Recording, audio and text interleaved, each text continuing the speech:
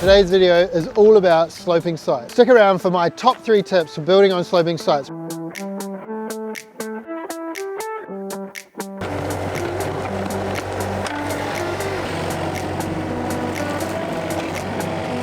I think the first thing we need to establish is that a sloping site is obviously more difficult than building on a nice flat site. You've seen some of the flat sites we're building on where you can just drive up, jump out of the ute and walk on. Whereas as soon as there's a gradient, even if it's a gentle one, it starts to add implications. Access, retaining walls, cut and fill, getting materials from A to B. The weather, we can deal with the weather and rain and puddles on a flat site, but as soon as you've got that slope, it just gets harder. All these things start to add more time, more hassle, and therefore more cost. But don't worry, I've tackled a few sloping sites now, and I've got a couple of tips about how you can minimize the impact that those sites have, or how you can make the most of your sloping site.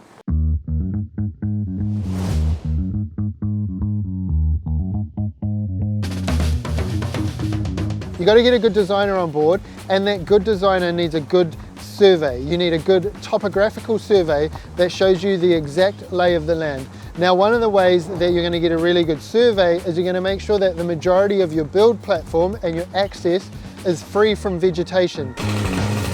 There's been a bit of action on site this week.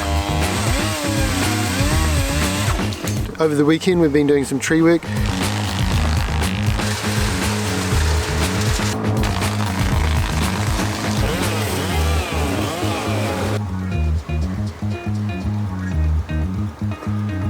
That's so that when they come along with their GPS surveyor, they can actually get accurate results. That's the point I put in just now. This one measures the vertical and horizontal angles. And then that topographical survey will give us the lay of the land. That gets put in the designer's computer, and then the designer will load up the lay of the land and the house, and we can start to work together to move things around and manipulate the design. Work with the land opposed to fighting it.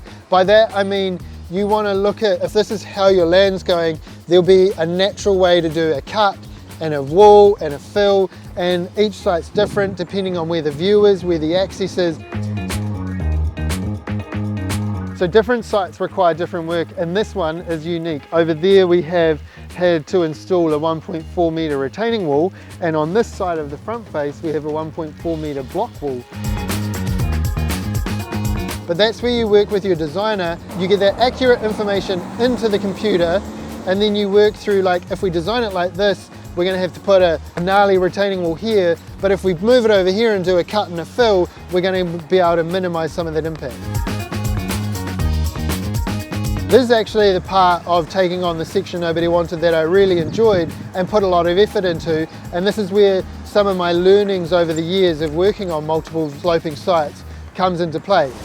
You're obviously enjoying these tips, and I'm going to save the best for last, so before you go ahead and watch that, go and click the subscribe button.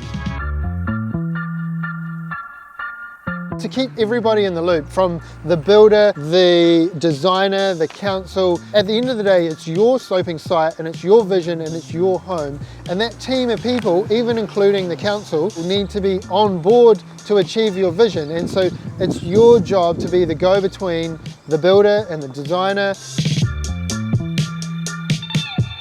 Everyone loves a bonus tip, so number 4 is be flexible. I remember early on I had locked in a design on the section nobody wanted, and then I found out that a tree at the back that I thought was reasonably little and okay to chop down was actually protected. And this is our protected totara. The netting around the outside is what's called a tree protection zone.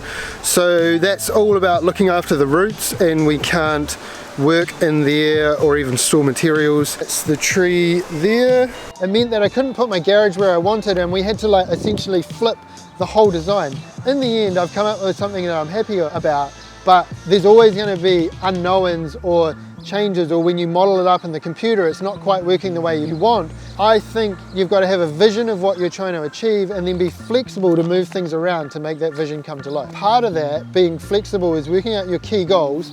What are your like non-negotiables, or what are you trying to achieve? Like, it must have 3 bedrooms, or I really want to capture the view of this over here. Work out those things and then make everything else fit around it.